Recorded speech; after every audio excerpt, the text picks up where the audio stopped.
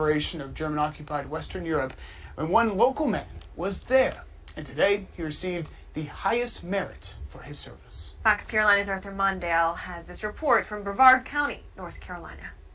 They were just dropping death bombs. 97-year-old George Soros was a teen headed to the movies on December 7th, 1941.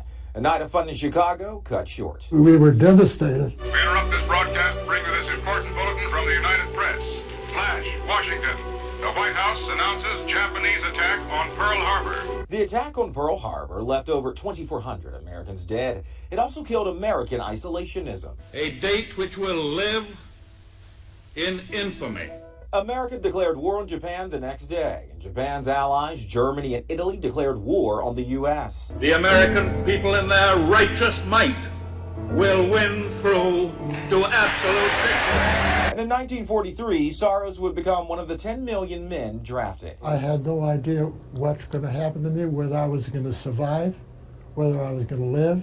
He was a Navy third-class motor machinist. Engine room of the LST-515 was functioning properly.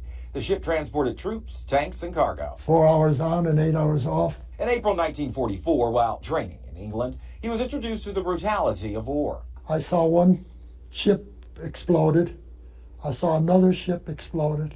And then I saw another ship exploded. A German torpedo struck American vessels. Soros estimates 1,000 were killed, but he and his men worked tirelessly to save the injured. We're going to pick up survivors, not realizing what we were going to get into. Then came D-Day, the invasion of northern France at Normandy on June 6, 1944. The ambulances were coming, and we were picking them up and putting them in the tank deck. Soros transported both injured troops and enemy POWs from the beaches of Normandy, a daunting trip he made approximately 65 times across the English Channel. And we had to worry about submarines. D-Day began the liberation of France and the Germans' control over Western Europe. And seeing all the people that got killed and how the French people suffered so much, I just felt grateful that I survived. In recognition of your heroic actions and extraordinary accomplishments, the President of the French Republic nominated you to the Legion of Honor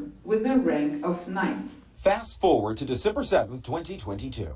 Soros has now been awarded the French Legion of Honor Medal, the highest French distinction, bestowed by Anne-Laure de Jonquière, the Consul General of France in Atlanta. It's a way to show that we remember that period, that we remember what America did to free Europe and France.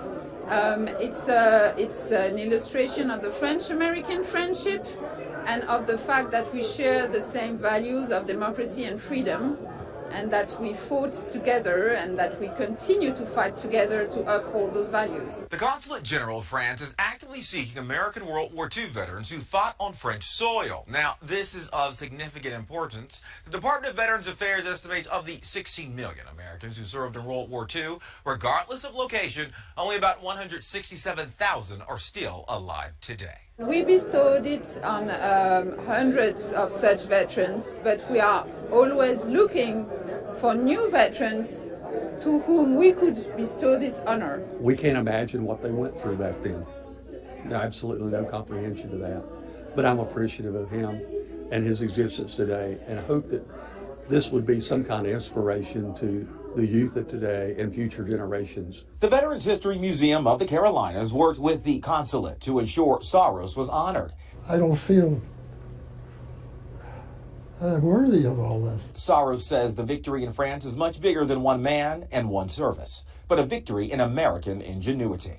Our country just manufactured everything, planes and boats and ships. When you stop and think of what happened in Pearl Harbor, how are we going to survive? Arthur Mondale, Fox Carolina News.